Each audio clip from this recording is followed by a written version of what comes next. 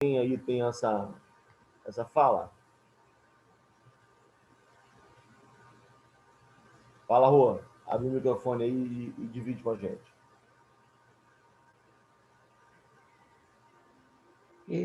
Uma palavra que me marcou muito foi o poço. E eu tenho buscado estar com o Senhor no poço todos os dias. Eu sei que é ali que Ele quer me encontrar. Desde aquele dia, isso tem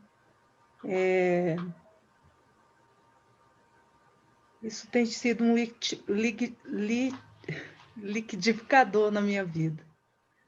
Mexido comigo, mexeu muito na minha mente, na minha trajetória, e eu estou realmente querendo encontrar e falar, não só nos momentos alegres, mas principalmente nos momentos que eu preciso mostrar as coisas obscuras da minha vida para Ele, e saber que Ele me ama e quer transformar a minha vida totalmente. Amém. Glória a Deus. Obrigado, Rô. Obrigado, Rô. Mais alguém? Vale nós? Manda, vale muito. Manda aí. Dessa vez vai. Uma palavra que mexeu comigo, que eu tenho buscado dia a dia, é quando fala da compaixão, que é o caminho para a maturidade, né? E aí foi quando você citou pela primeira vez, que você depois citou várias vezes na série, a questão do partir o pão, o Jesus partindo-se e se dando em prol de nós, para nosso resgate, né? Que o partir do pão foi uma forma dele já trazer a cruz para o entendimento dos seguidores. Amém. Amém.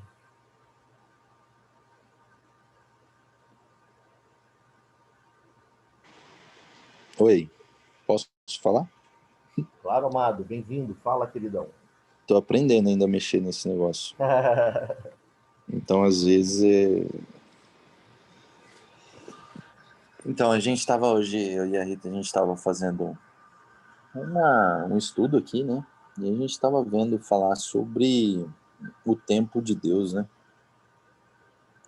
Muitas vezes a gente pensa que o tempo de Deus, a gente está à espera de alguma coisa e aí a gente pensa que o tempo tem que ser naquela hora, né? Então a gente acabou estudando hoje falando sobre a morte de Lázaro, né?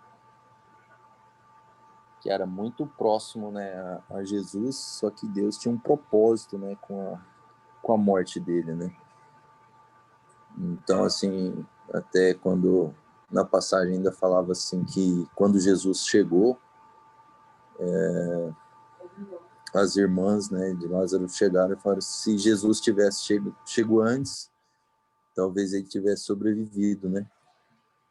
Mas em tudo Deus tem um propósito, né? E o propósito ali, no caso, era fazer um milagre, né? Jesus queria mostrar a vontade de Deus ali, né? Que foi quando ressuscitou Lázaro, né? Então, o tempo de Deus é o tempo de Deus, né? Perfeito, né? Amém. Amém. Obrigado, amado. Que isso seja um norte para você, para sua vida de fato, Senhor. Ordene. Amém. Amém. Amém. Quem mais? Railda quer colocar alguma coisa, Railda? Não? Sérgio? Soraya tá tristinha, não sei se ela vai querer falar.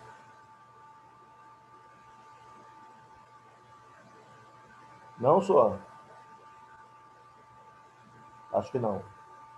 Vamos seguir. Acho que ela não quer nem falar que não quer falar. Nem quer nem dizer que não, né? Mas amém, a gente entende os irmãos. Não, eu vou falar. É que ela tá falando baixinho, mas ela tá falando que vai falar. Peraí. Então tá, benção.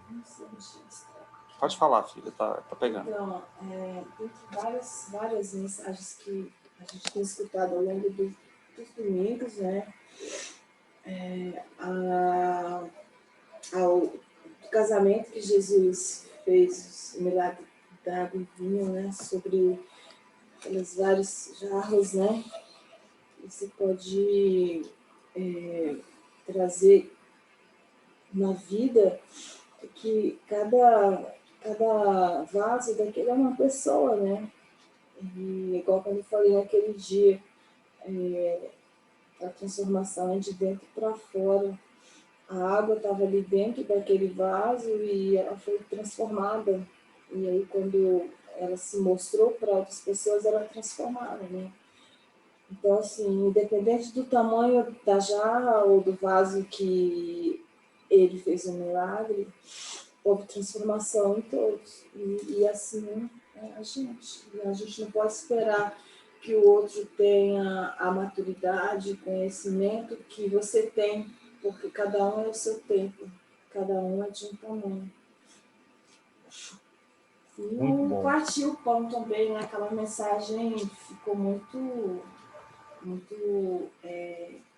presa assim na gente, sabe? Entrou assim, é uma das coisas que a gente mais conversa aqui sobre o partir mesmo. A gente nunca tinha, eu pelo menos nunca tinha pensado quando Jesus partiu o pão, ele estava se colocando ali como que é o que a gente tem que fazer mesmo, o evangelho, né?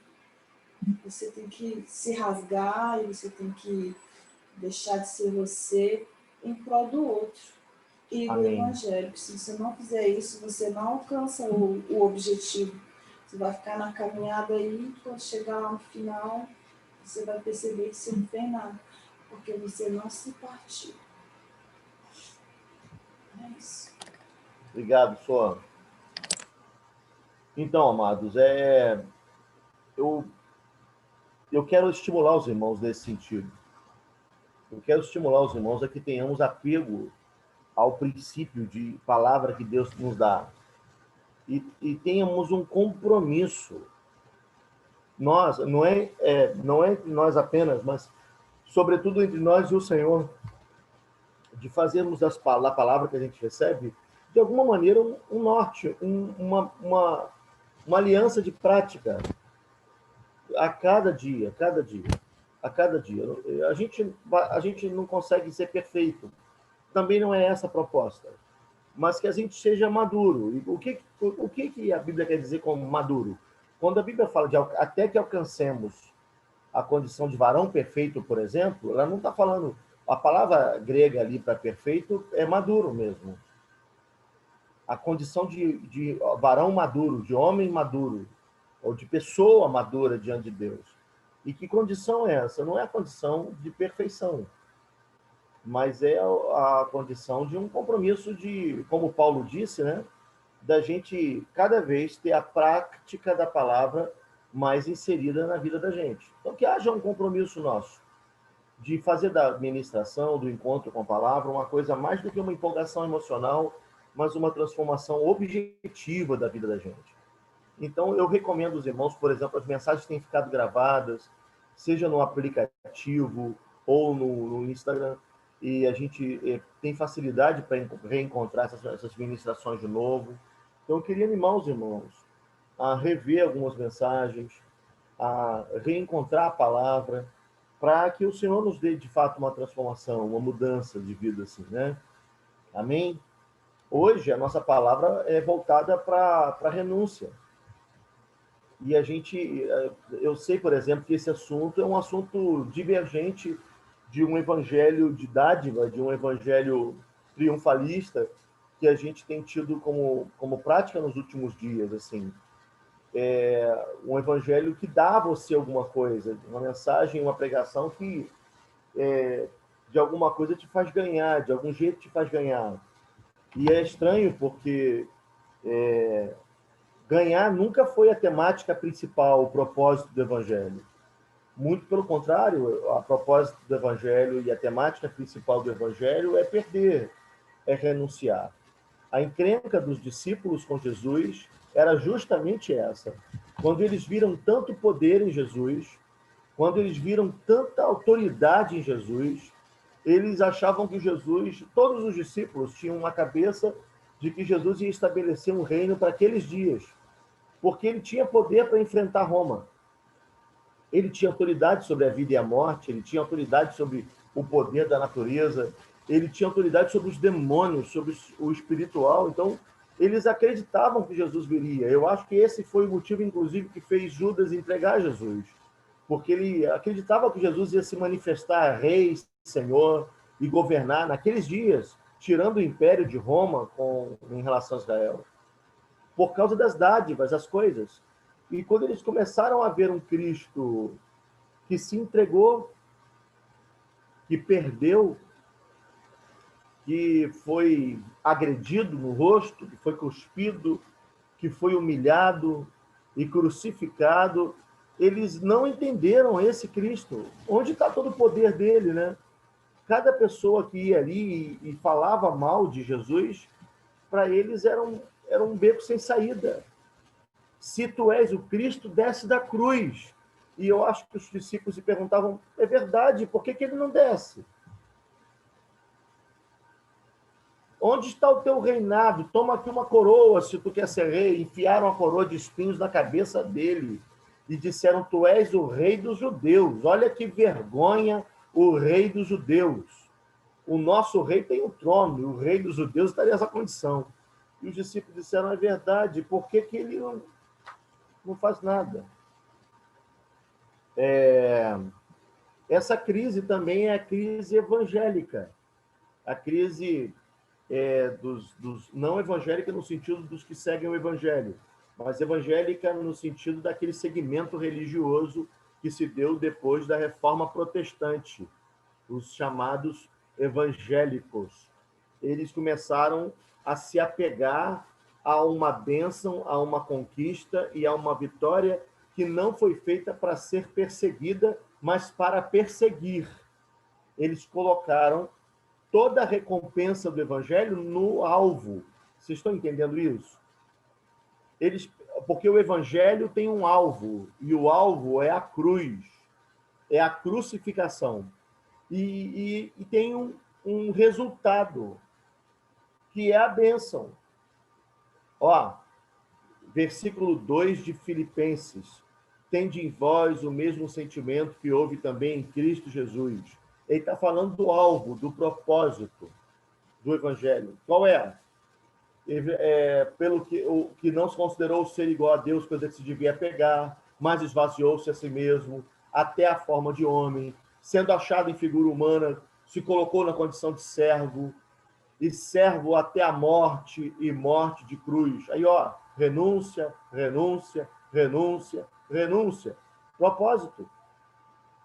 Aí, a partir do versículo 17, se eu não me engano, Paulo começa a falar do resultado do evangelho, que não foi perseguido pelos que seguem a Jesus, mas é consequência. Jesus não fez isso para ter aquela consequência, ele fez para entregar mesmo.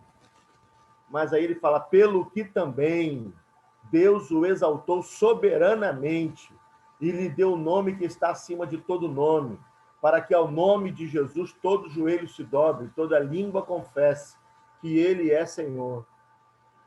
O problema é que a igreja moderna, ela inverte essa ordem.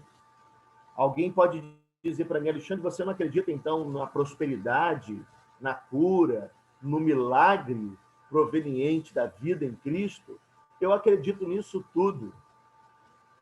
Eu só não acredito que essas coisas são o propósito do evangelho, entende? Não é essa a centralidade do evangelho. Não foi para isso que nós, como igreja, fomos chamados. Essa é a consequência. A cura, o milagre, a prosperidade financeira, tudo isso tem que perseguir a minha vida, porque eu, como discípulo, persigo outra coisa. Eu persigo a Cristo. Eu persigo viver em Cristo. Eu persigo o dar, o renunciar. É uma outra maneira de viver. Abre sua Bíblia para mim, por favor. Evangelho de Lucas 14.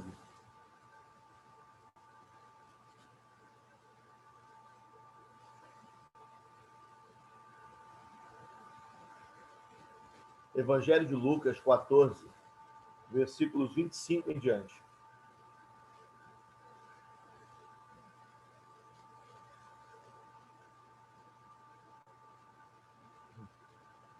Uma grande multidão ia acompanhando Jesus. Este, voltando-se para ela, né? Disse: se alguém vem a mim e ama seu pai, sua mãe, sua mulher, seus filhos, seus irmãos e irmãs, e até a sua própria vida, mais do que a mim, não pode ser meu discípulo.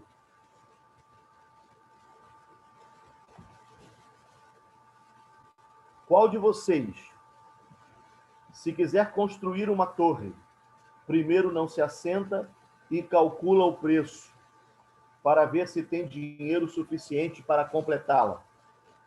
Pois se lançar o alicerce e não for capaz de terminá-la, todos a que virem rirão dele, dizendo: este homem começou a construir e não foi capaz de terminar.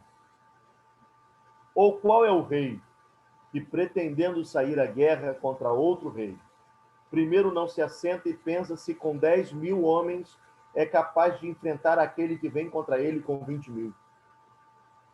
Se não for capaz, enviará uma delegação, enquanto o outro ainda está longe, e pedirá um acordo de paz. Da mesma forma, qualquer de vocês que não renunciar a tudo quanto possui, não pode ser meu discípulo. O sal é bom, mas se ele perder o sabor, como restaurá-lo? Não serve nem para o solo, nem para adubo, é jogado fora. Aquele que tem ouvidos para ouvir, ouça.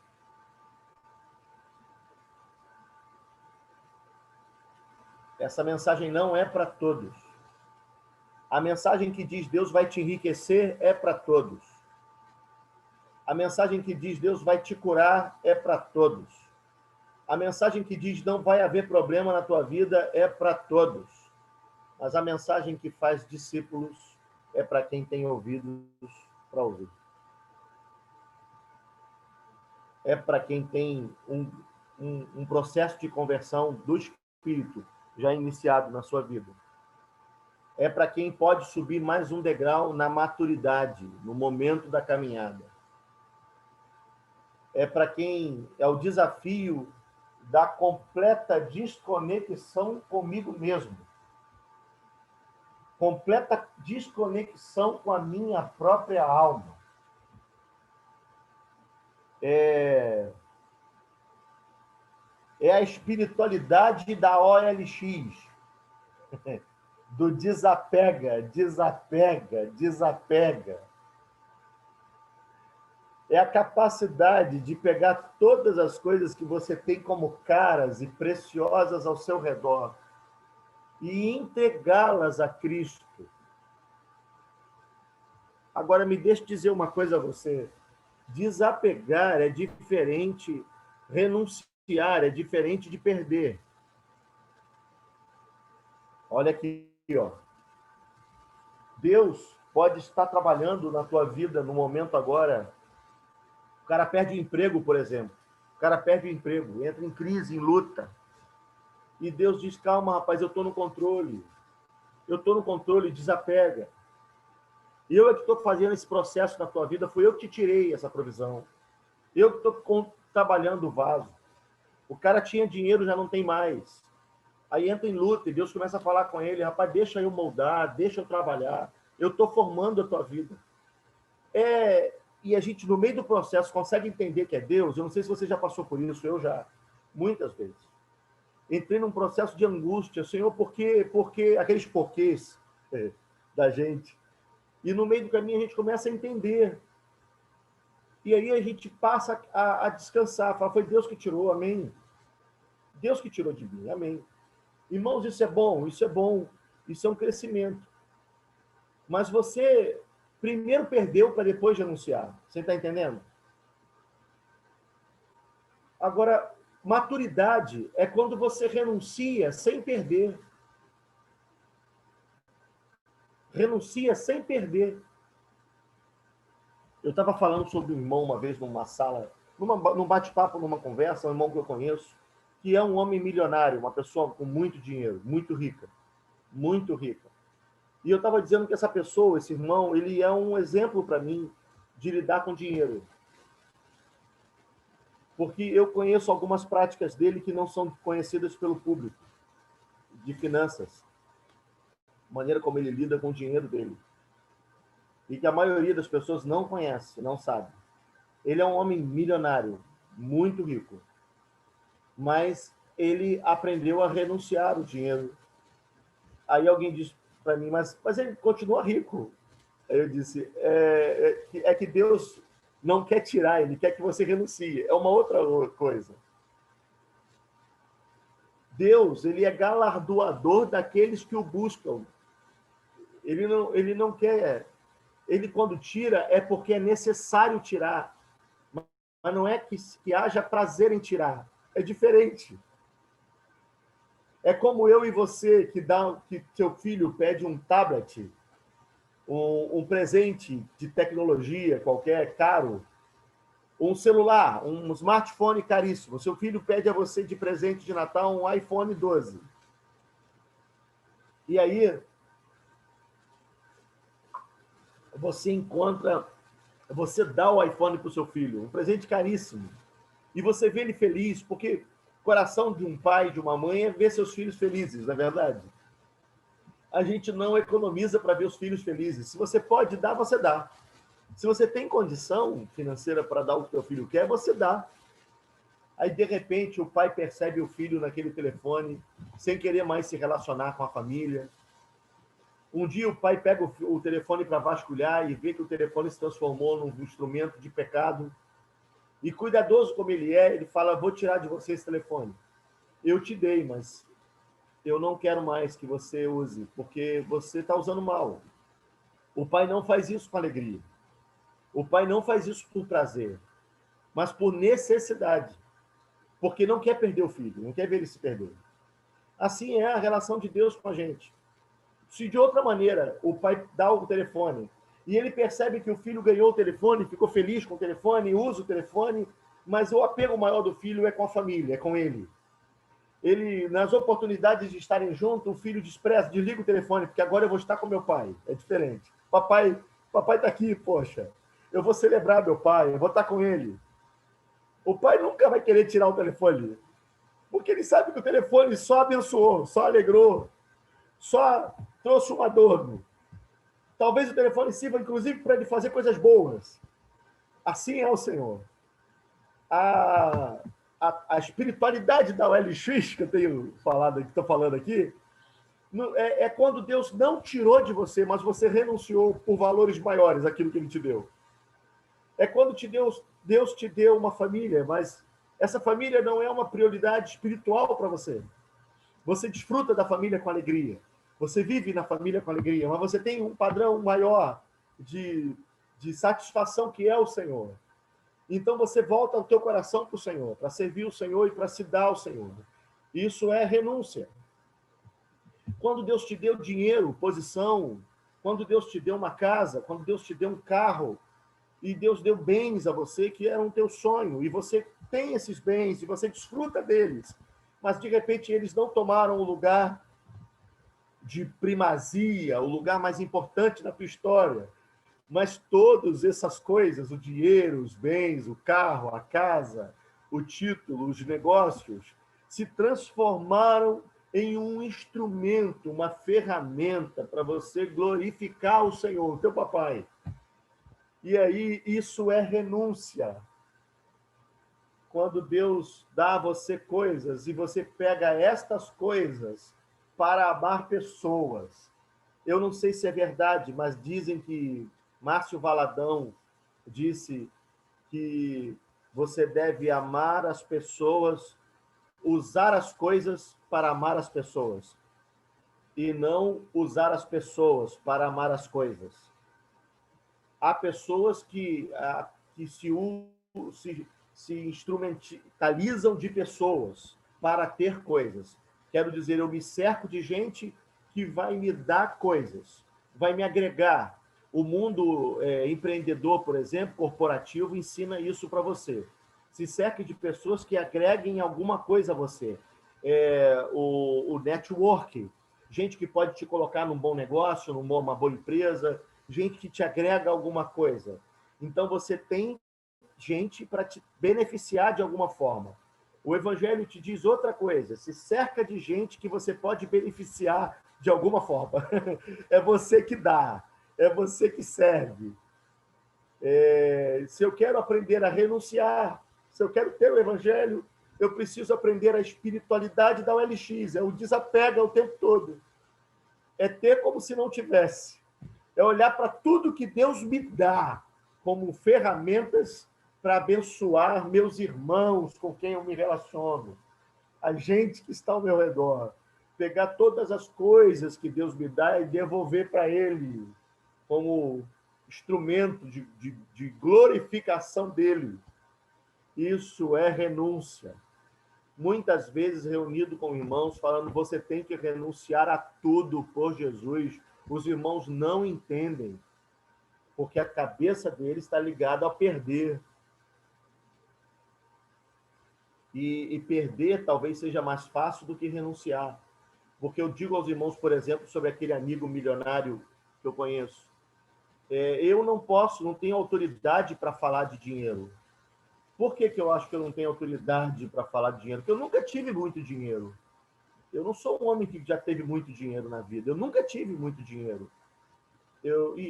As coisas poucas que eu tenho, eu acho que são um milagre. Que eu não tenho dinheiro nem para ter as poucas coisas que passaram pela minha vida. Eu nunca tive muito dinheiro. Mas quando eu vejo a pessoa que passa pela mão dele milhões e ele pode usar esses milhões para si mesmo e vejo a maneira como ele usa milhões por causa dos outros, eu vejo autoridade para falar de dinheiro. Você não precisa ser um milionário para renunciar, né? Você pode renunciar. Você pode renunciar. Você não precisa ter o carro mais caro do mundo para renunciar. Você pode renunciar ao teu Fusquinha. Porque a renúncia é relacionada a tudo quanto você possui. Inclusive, ele fala de coisas que têm valor, que não tem... que o dinheiro não compra. Ele fala, por exemplo, de mãe, pai, esposa, filhos, que talvez estejam tomando um lugar na tua história, na tua trajetória, que Deus não deu para tomar. A sua própria vida, ao seu próprio direito. Eu fico vendo gente que só quer se cercar do Evangelho para ser servido. E a gente sempre vai ter gente assim. A gente constrói uma comunidade de fé, inclusive para preparar pessoas que vêm para ser servidas. A pessoa precisa, por exemplo, de um templo que seja adequado, que tenha algum conforto, quer ouvir uma boa palavra, uma boa música. A pessoa quer se sentar lá, ser abençoada e ir embora. É gente que quer se servir do Evangelho. Ora, a gente não quer essas pessoas? Eu quero, amados, perto de mim. Nós vamos para Águas Claras. E se o senhor der para a gente a possibilidade, eu vou trabalhar, eu, Sérgio, Toninho e os irmãos que estiverem conosco, nós vamos trabalhar com força para termos um lugar de reunião, um lugar com o maior conforto possível. Daqui a pouco a gente tem dinheiro para ter um lugar maior, e cadeiras confortáveis, e ar-condicionado, e estrutura para crianças, e o melhor telão, os melhores instrumentos para os músicos, o melhor sistema de marketing. Isso tudo a gente vai ter. Por quê? Porque a gente sabe que uma multidão chega querendo essas coisas. Mas eu não vou pregar a centralidade dessas coisas. Nós não vamos comunicar. Nós vamos fazer as pessoas que chegam por causa dessas coisas aprender o que é de fato valioso. O que é de verdade precioso. A gente vai fazer como Jesus fez com Pedro. Pedro, você está precisando de peixe, filhão? Joga a rede para o outro lado do mar. Aí Pedro conseguiu mais peixe do que ele havia conseguido a sua vida toda. Pedro volta para Jesus e fala, eu não te mereço. Aí Jesus diz para ele, então eu vou me dar a você, vem comigo. Despreza isso tudo que você queria ter. Eu vou te fazer pescador de almas, eu vou te dar outra coisa mais importante. É essa temática em nossa vereda. De dar, de repente, usar como estratégia, como isca, foi o que Jesus fez com Pedro. Esse garoto quer peixe, eu vou mostrar para ele uma coisa mais importante do que ter peixe. Desapega, irmão. Desapega. Uma outra coisa da renúncia, amados, é a sublimação de Cristo. Por que a gente desapega? Por que a gente renuncia? Porque a gente descobre um tesouro enterrado no campo. Certa vez Jesus disse, o reino de Deus é comparado ao homem que descobriu que havia um tesouro enterrado num campo. Aí esse homem foi lá e vendeu tudo que tinha e comprou o campo.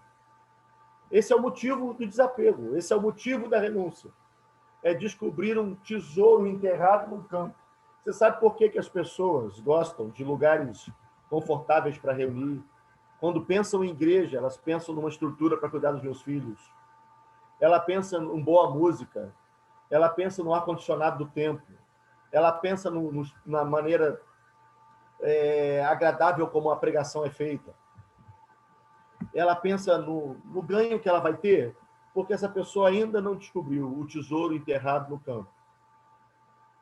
A sublimação, não de ter um homem, um líder que tenha Cristo, mas o poder e a graça da sublimação de Cristo na minha própria vida, história, da elevação do valor de ter Cristo, de que Ele é na minha vida, pelo que vale a pena renunciar a tudo e perder tudo.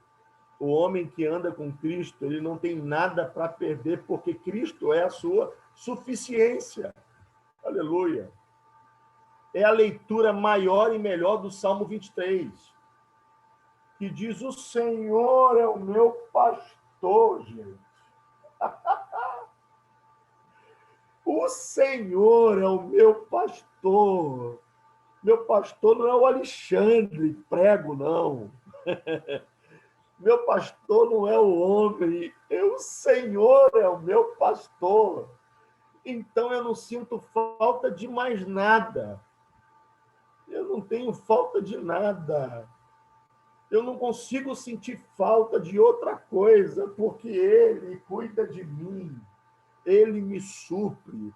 Ele me é a suficiência. Tê-lo é melhor do que ter saúde. Tê-lo é melhor do que ter esposa. Tê-lo é melhor do que ter filhos.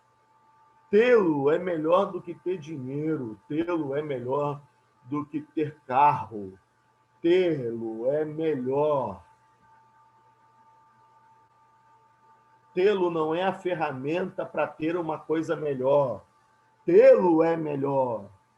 É o grande negócio. Quando na minha angústia, na minha tristeza, eu posso ir para Ele.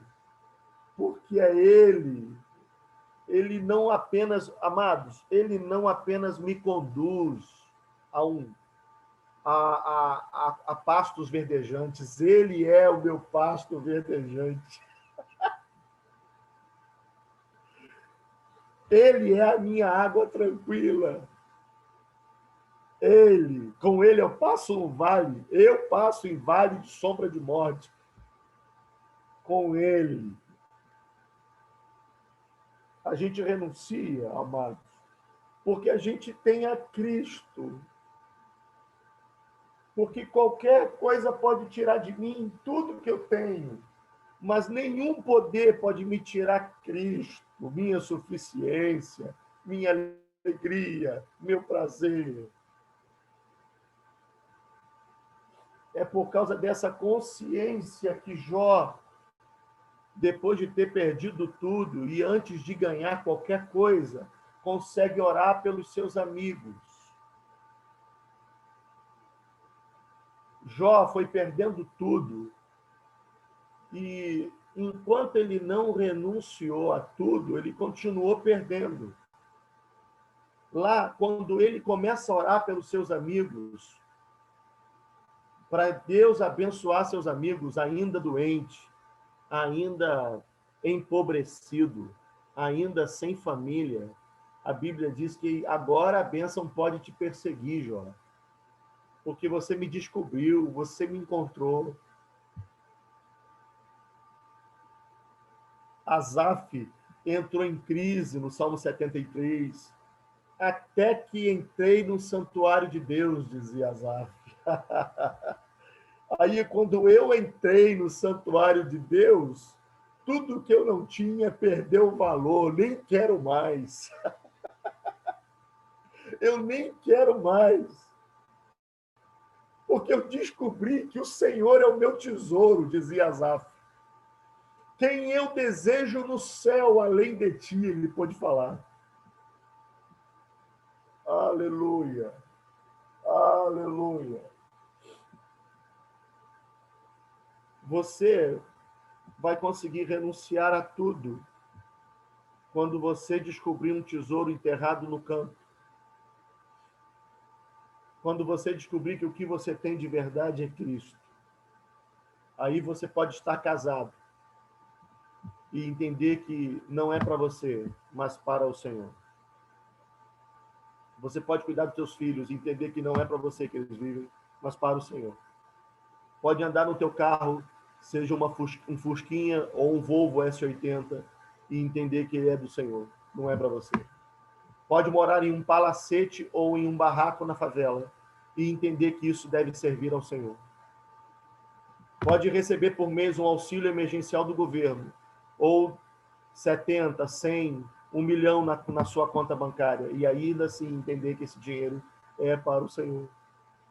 Porque dele, por ele e para ele são todas as coisas. Seja o nosso Cristo o lugar de maior valor da nossa história. Em último lugar, eu vou terminar, irmãos. A gente consegue renunciar quando já aconteceu um divórcio com a nossa própria alma. Você é trino. Já falei sobre isso entre os irmãos. Você é trino. Você é um corpo, você é corpo, alma e espírito. Amém? Deus nos fez para ser um espírito que possui uma alma e que habita em um corpo. O que é o espírito? É o sopro de Deus, a lâmpada de Deus, a parte de Deus no homem. O que é a alma? A alma é a psique, as emoções, que fica entrelaçado. Quando fomos criados espírito que possuía uma alma e que habitava num corpo. O espírito, como próprio do espírito, está ligado em Deus e voltado para Deus, sem querer usar sua própria razão, seu próprio governo. Tudo vem do Pai, tudo é dele. A alma, as emoções, ela é ligada à matéria, à carne, ao corpo, à terra. Quando Adão come da árvore do bem e do mal, ele muda essa constituição. Ele não. O pecado original muda essa constituição. E aí, Adão passa a ser uma alma que possui um espírito e que habita em um corpo. Entenda bem. Uma alma, uma emoção ligada ao corpo, ligada à carne, ligada à terra, e que possui um espírito. Isso quer dizer o quê? Que tem espiritualidade, que fala de Deus, que ora, que se emociona com a pregação, que gosta de ir à igreja. O pessoal acha, amados, que a pessoa sem o propósito de Deus não tem espírito. Tem Tem gente que tem uma espiritualidade aí impressionante, que não é evangélico, que não conhece Jesus, inclusive. Espiritualidade aguçada. Tem uma conduta moral melhor do que muito evangélico. Você deve conhecer pessoas assim. Pessoa, inclusive, que leva a sua religião, seja ela qual for, a uma seriedade incrível. Faz bem ao próximo. Faz tudo certo. E eu nivelo essas pessoas no mesmo nível dos evangélicos, que frequentam os templos e que fazem até as coisas certas. Fazem tudo direitinho. O contudo não descobriu, não alcançaram o propósito do evangelho, que é resgatar a condição original pela qual fomos constituídos, que é tirar a alma do governo, que é voltar a ser um espírito que possui uma alma e habita em um corpo. É o divórcio da minha alma.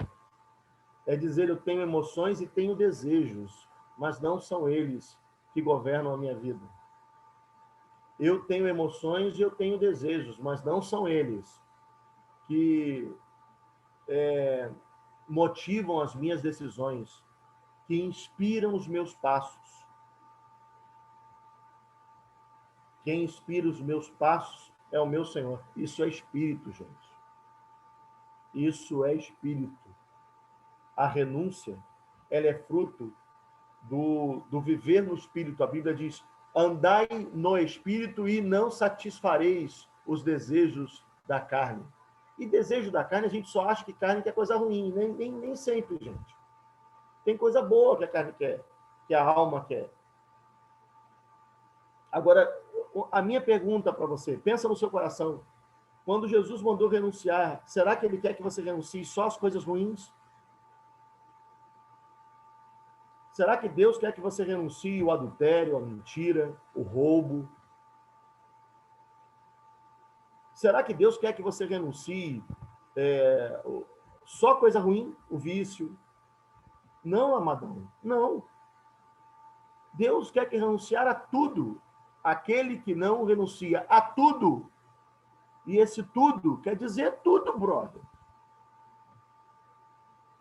Porque pode ser que você esteja apegado a coisas boas. O problema é que essas coisas boas não devem estar nesse lugar na tua vida.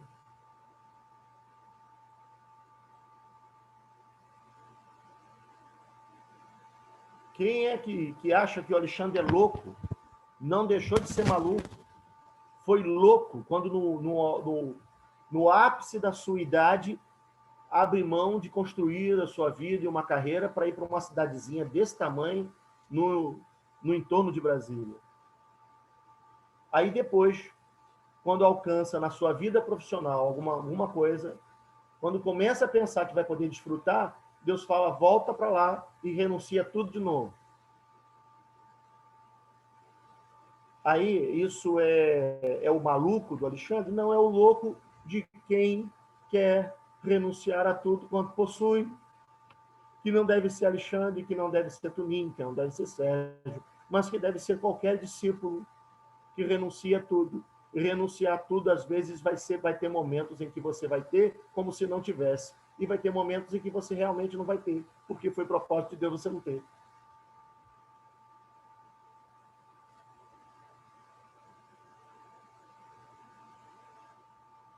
Quem tem ouvidos para ouvir, ouça. E o propósito de Deus é que você se desapegue de todas as coisas, inclusive as boas. O propósito de Deus é que Cristo seja a primazia em todo o tempo da tua vida e para tudo. O propósito de Deus é que você seja um espírito divorciado da alma. Um espírito que possui uma alma e que habita um corpo. O Senhor nos abençoe.